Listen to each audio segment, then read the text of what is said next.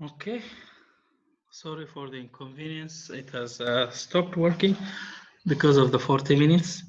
So let's continue this third part. We have already requested for a professional version of this Zoom software, but I don't know, maybe the company is very busy. They haven't yet gave us the professional access. So we're still using the 40 minutes version. That's why. So let's continue with this.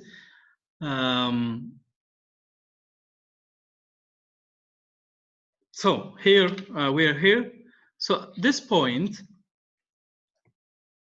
we're saying that if we only change, so in the previous here we have seen that if we change the price of both products by the same percentage, and so we will increase the wage by the same percentage. Okay, so there is no change. But here, what if we change or we increased the price of clothes, but the price of food remains the same? Okay, so if we increase the price of clothes by 10%, it doesn't mean that the wage will increase by 10%. Okay, of course the wage will increase, but the wage will increase with less than 10%. Okay, and I hope you know the reason why. Because we talked about the marginal productivity, okay, because of the diminishing marginal product. Okay, so we have said when we use more labor because of the diminishing marginal product, the productivity will not be the same. Okay, that's why the production possibility frontier of the single factor model is curved, right? So the unit increase in labor will result in increase of production, but not with the same rate as it used to be. So it becomes decreasing and decreasing. Okay, so if we increase the price of clothes by 10%, the wage will increase. Okay, and still more employees or more laborers will come from food to clothes, but the wage will not increase by 10%. Rather, it will increase by less than 10% because of the marginal product of labor. Okay, so this is an example. Here you can see that this is the value for marginal product of food. Okay, the wage rates. So this is the graph. So this is not changed. Okay, we have not changed the price of food, but we have changed the price of clothes. So now the graph for clothes has shifted to the right. Okay, the shift is because there was an increase in price by 7%. Okay, so wage used to be here. Okay, now the equilibrium wage is here, because we are considering the equilibrium wage, not the wage here, because this is the wage which is supposed to increase as the increase in price of clothes. So the marginal product of labor here will increase by less than 7%. Okay, so you can see here, for example, the amount of labor was here previously. So this was the amount of labor, right? And because of the increase in price of clothes, okay, from by 7%, now the labor has increased. Okay, it comes here. So this is the labor we have for clothes now. Okay, so the labor increase is because now more labor has moved from food to clothes. So, but with this big labor movement, we only have this wage difference. Okay? So this is just to tell you that when we increase one of the price of goods we produce, the wage will increase, but it will increase with a lesser percentage because of the marginal product of labor. Okay, so the reason is here, the reason is because of the marginal product of labor, and that it means that with additional unit of labor, the production of clothes will decrease. Okay. And you can see the slope here, response of output to a change in the relative price of clothes. So this was the quantity first, then the quantity of clothes has increased here.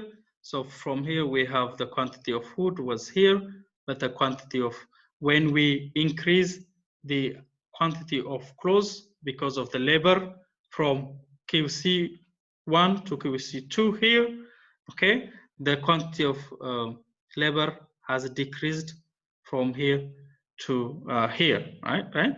So the reason is because we have said when you move labor from, I mean, when you use more of the labor here, it means that you are using less labor in the food, okay? So this is the slope here, okay, for this one, and this is the slope for this one. So you can see that here, when you use more quantity of clothes, then the slope becomes steeper, okay? And this is flat compared to this one. And so relative prices and the distribution of income, okay? So suppose that the price of clothes increases by 7%, then the wage would rise by less than 7%, as we have said. That what is the economic effect of this price increase on the economies of the following three groups? Okay, so there are workers, there are owners of capital, and there are owners of land. Okay, because we have said in this specific factor model, we use labor, which is the workers, we have capital, and we have land as a factor of production. So what is the distribution of income for this, okay, or how this increase in price would affect the labor, the capital, and the land, okay, owners of capital, owners of land, and the employees, okay? So this price, the owners of capital are definitely better off, right? Or the owners of capital now gain more because they have increased the price of clothes by more percentage, okay? So landowners are definitely worse off because the land is not the mobile one, or the price has changed the wage, and this wage to be effective paid to the worker. So workers cannot say whether workers, we cannot say whether workers are better or worse off. It depends on relative importance of clothes and food in the workers' consumption. So we can just say with the wage change, the workers might be better off, but it also depends on their consumption, which one. For example, those who stayed more in the food, maybe it is because food is more important than clothes for them. So it depends on their importance or relative importance of clothes and food in workers' consumption. But here, these two, owners of capital will definitely be better off, but owners of land will be worse off because the price increase has only increased the wage or the income or the profit for the owners of the capital, okay? So here, showing that output is equal to the area under the marginal product, then the demand, this is labor input and a marginal product for this we have already seen, so you can compete for the demand for the labor in close. And this is the wage amount in the labor, so the distribution of income within the closed sector. And this is the income of capitalists, and this is the wage. So you can make this difference, right? And again, let's talk about this one. Rise in price, PC benefits the owner and the capital, as you have said. Then this is the increase in, so it has increased from this point and it increased to this because now labor has increased from LC1 to LC2 in the closed sector. So it was previously this much, okay? And this much was the wage. Now, because of increase in labor to the close production, then we have increased this amount to the wage. Okay, so the wage now will be this one plus this one. Okay.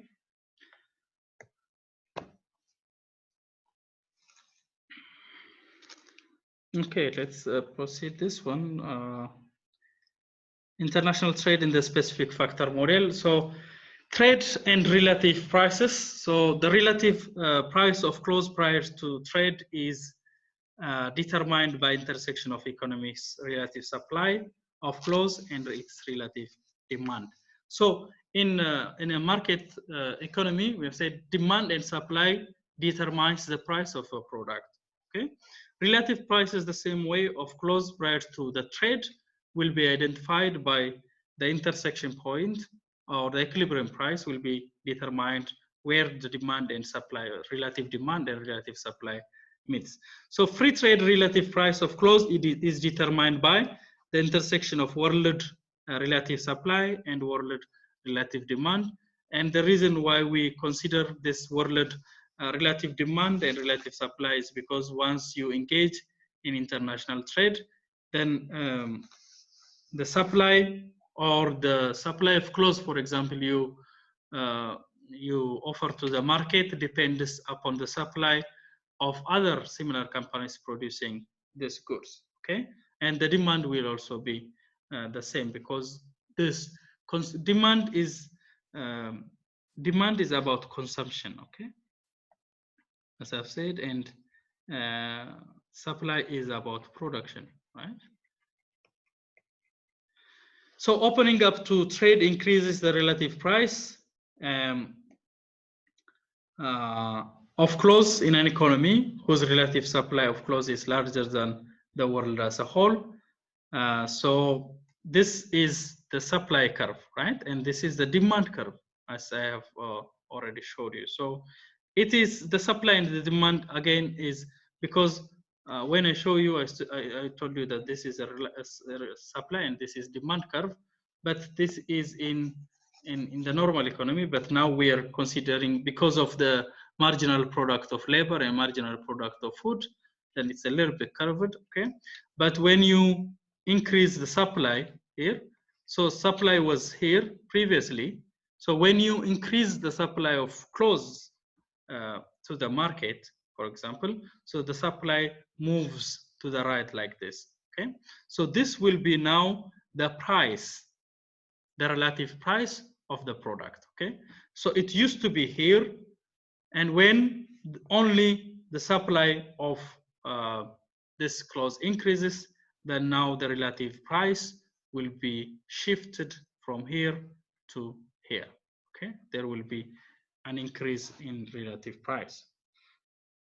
So gains from trade. Without trade, the economy's output of a good must be equal to its consumption. So supply and demand should be the same when there is no trade, right? So if we are producing two products within Korea, then the supply of this products should be equal to the demand of this products from the consumers, okay? So that we can sell whatever we produce. But if the supply is larger than the demand, then that will create a price fall. And if the demand is higher than the supply, then that will create an increase in price. Okay, but to have an equilibrium price and to gain from the trade, then the output or the supply should be equal to the consumption. Okay, so international trade allows the mix of clothes and food consumed to differ from the mix produced. But when we are engaged in international trade, since we produce more of the products that with which we have comparative advantage, then we will have a mix of quantity of these products. We might produce more of one product and less of the other product, right? So the country cannot spend more than it earns. So this, which shows the consumption, okay, should be equal to this one, which is the production. Okay, so price of clothes times demand of clothes plus price of food times demand of food is equal to price of clothes times quantity of clothes plus price of food times quantity of food. So this consumption is equal to production. Okay, so the economy as a whole gains from trade. The imports an amount of food equals to the relative price of clothes times the amount of clothes exported. Okay, so this is when this is when the production is greater than. So in here production is greater than consumption. Okay, so that this will be positive because this is quantities of C. This is a production, right? And this is demand of C. This is consumption. So production is greater than consumption, but at this point we assume that consumption is greater. Okay. Okay. So this shows food imports, and these are the food imports, and this is the amount of money spent on clothes and food.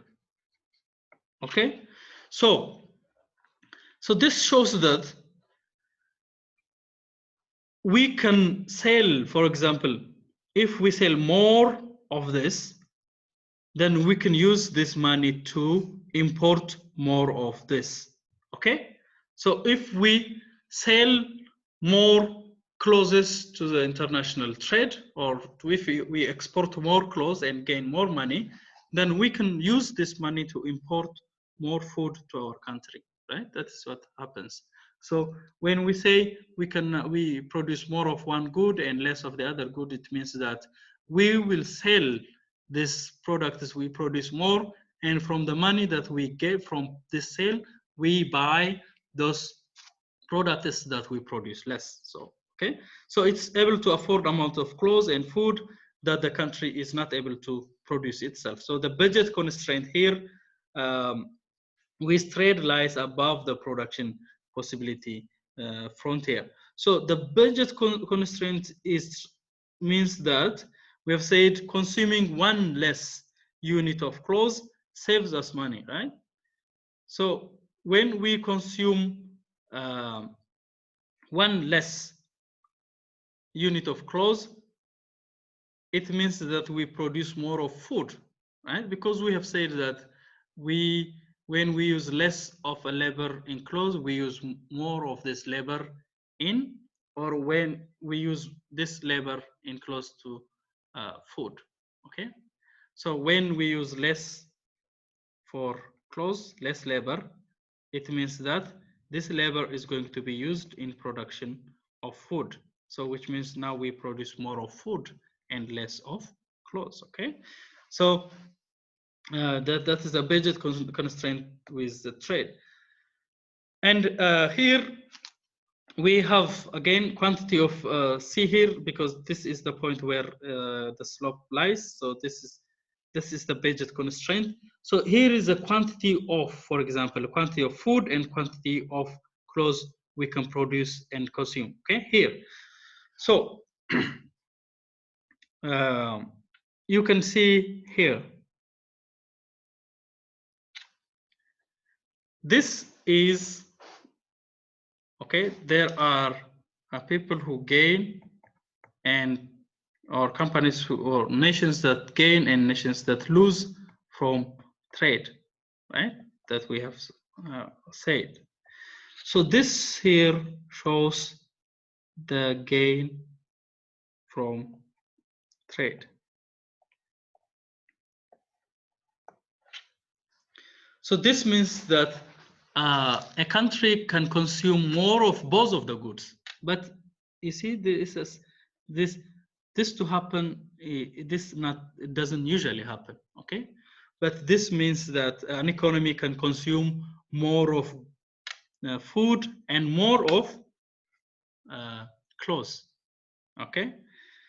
And if it consumes along with the budget constraints we have. So even though we have said that when we produce more of food, we will produce less of clothes, but at this point, this shows that a company can consume more of both food and clothes.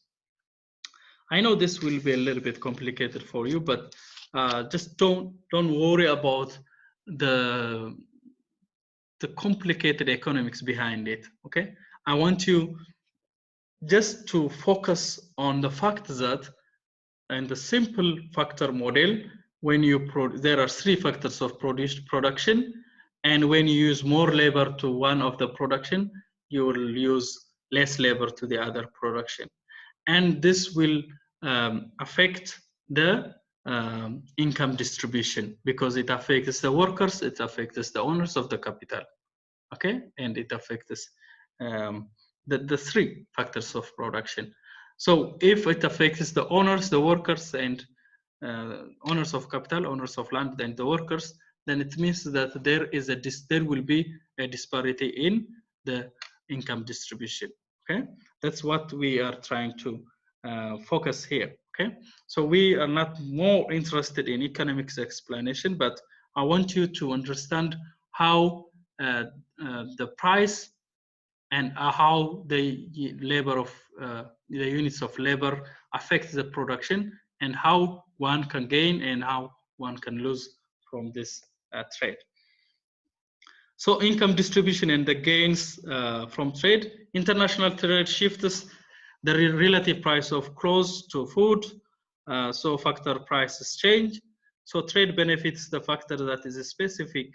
So keep here this in mind. Trade affects those factors which are specific to the export sector of each country, but hurts or affects the factor that are specific to the import competing sector.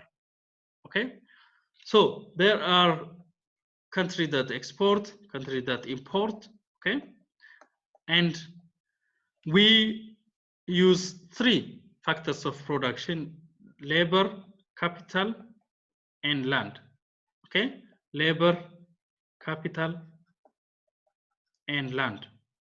And there are productions of clothes and food here, clothes and food here. Okay, that's how we compare the relative price, relative supply, relative demand. Okay, so trade will benefit the factor that is specific to the export sector. So the factor specific to export sector, for example, are this. Let's say, because we have said labor is a mobile one. Okay, and it hurts the factor that is specific to the import competing factor. Okay, so just like the example we have with Japan, where the specific factors like the land that they use to produce rice, if they import this from other countries, then their specific factors, the land, and also the owners of the land will be affected by international trade. That's why countries or governments intervene and pay subsidies, and also unemployment payments to their citizens. Okay, so trade has ambiguous effects on mobile factors or factors that can be moved between sectors. Okay, so trade benefits the country by expanding choices possible to redistribute income so that everyone gains from trade. Those who gain from trade could compensate those who lose and still be better of themselves. So that everyone could gain from trade does not mean that they actually do, but there is a redistribution that which sometimes is or usually is hard to implement. So this means if you have two different sectors in a country, for example, in the case of Japan, we have said that there are industries, for example, producing different products, and there are farmers. And we have said that even though rice production is not the comparative advantage of Japan, Japan still produces rice, and also it tries to limit the import of rice from other countries to Japan. The reason why they do this is because they don't want their farmers to be affected by the competition which is coming from the import. Okay, so they gain more from the industries. For example, they gain more from the auto industry, right? So what's happening is they gain more from here, and this money which is paid to the government in terms of tax and other factors will be used to subsidize the farmers, right? That's what it is called compensate. Okay, so you gain more here and you lose here. So what you do is from the money that you get from the export here, you try to support the farmers, okay, subsidize them in order that you protect your farmers. Okay, so trade often produces losers as well as winners. So optimal trade policy must weigh on the group's gain against another's loss. So some groups may need special treatment, for example, because they are already relatively poor. For example, the shoe and garment workers in the United States are subsidized by the government because they are already relatively poor. So most economists do not agree with this. Okay, so when I say Japan pays subsidy for its farmers and US also pays subsidy, okay, for its farmers, it doesn't mean this paying subsidy is the right thing to do. Most economists, they agree with free trade, which means they do not agree with subsidies paid to different sectors, okay, because subsidy will distort the international trade equilibrium. Okay, because when you pay more subsidy to your investors can easily compete at a lower price in the international market, and that is not fair to the other similar groups of exporters because they might not be paid subsidy in their own country. Okay, so those who are paid subsidy will sell their products at a lower price because of the subsidy, and those who are not getting subsidy will sell similar products with a higher price. Okay, this makes it difficult for the others to compete in the international market. So most of the economists, they favor the free trade. They do not support subsidies or this employment or other benefits that are paid to the investors or the farmers, which they think would lose in the market. Okay, so I'll try to go fast over this one. Income distribution and trade politics. So typically, as I've said, governments usually provide safety nets to support the losers in the group or the losers in the trade, and trade shifts jobs from import competing to export sector. This process it's not instantaneous, but some workers will be unemployed as they look for new jobs. So one thing here is when I say Japan pays its farmers, or to protect its farmers, it limits the import of rice to Japan, And as I've said, Japan would have been more developed had it been not impeding or um, uh, not paying or not protecting their farmers. But when you study why Japan is supporting its farmers, the reason is Japan has few land, so these farmers cannot produce more. And if Japan is importing rice from the other countries, then these farmers will be out of job, and they have to find another sector where they can work for. Okay, so in the manufacturing, for example.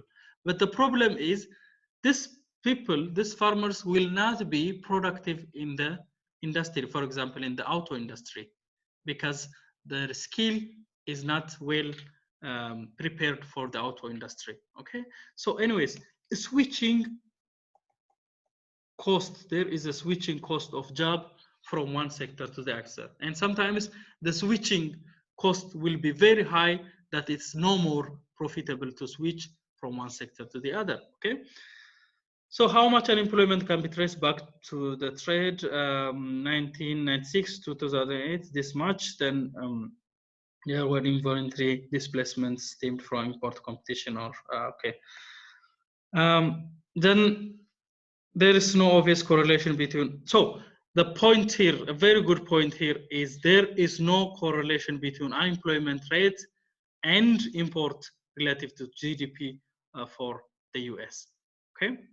So unemployment is primarily a macroeconomic problem that rises during recession. Okay, so some people say that because other people migrate here to take away jobs, that's why unemployment rises. No, it's not because of that. Okay, so unemployment is there long time ago, and unemployment is not only because of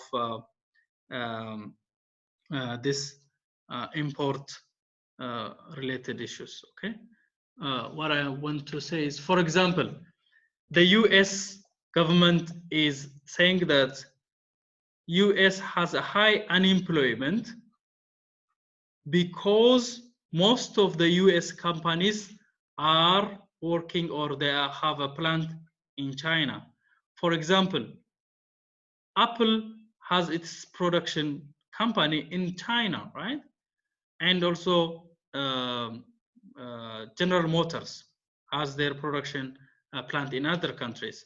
And US president was once saying that this GM and Apple should come to the US to produce their products, or they should have their plants here in order to decrease the unemployment. But the thing is, unemployment is not related to the plants being placed in other countries. Okay, because there are so many other reasons. But for example, if General Motors is producing these cars within the US, the cars will be very expensive, that the export of the US will decrease, right?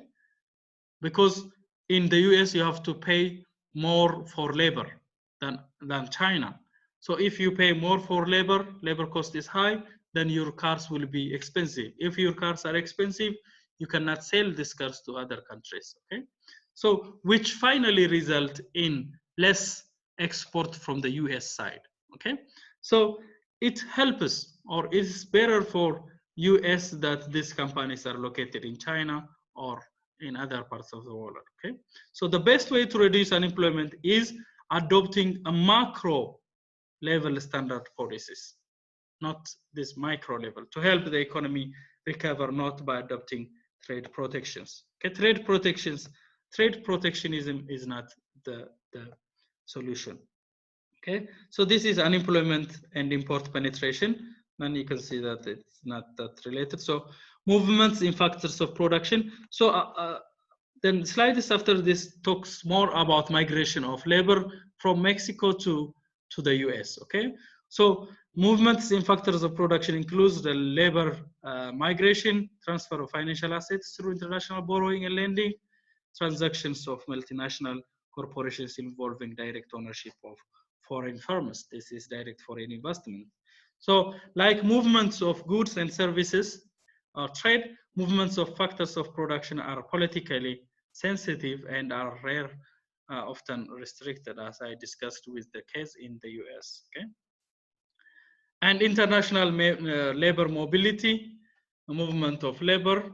Okay, why does labor migrate and what effect does labor migration cause? So workers migrate to whoever wages are highest, as we have said.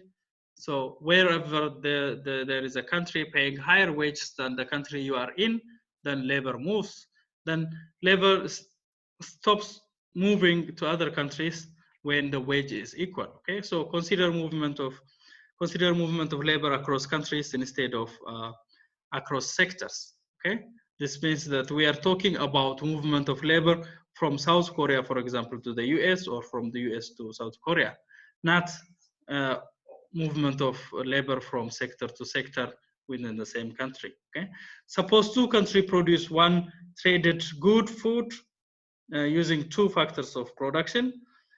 So this figure 4.2 shows the equilibrium wage and labor allocation with migration across countries. So you can see here in this picture that with labor, here you produce this amount of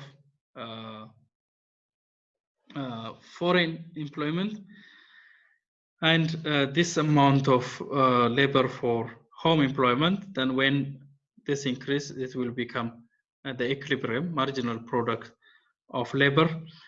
And the cause and effect of this shows the cause and effect of international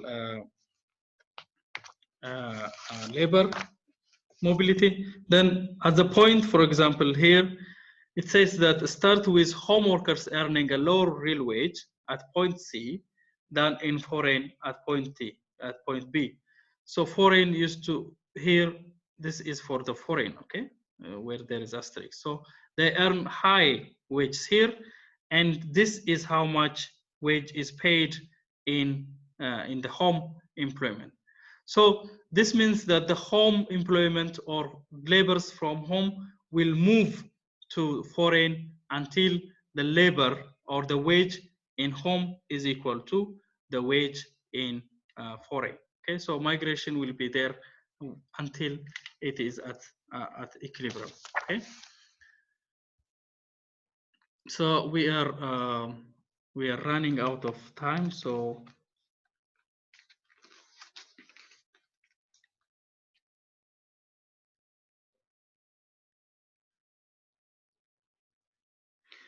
I want to, if you have any questions, like I mean, now once Favorite has a question, so please post your questions on the discussion forum, so so that we can every student can comment or can answer whatever you feel. Okay, so this discussion forum will not be graded, but post your questions on the discussion forum so that you allow replies and everyone in this class should participate in this discussion forum. Okay, so I already ran out of time, so the last slides are not that important because they talk about Mexican immigration, so I want you to read this part. Okay, and thank you for having me, and have a good day. Okay.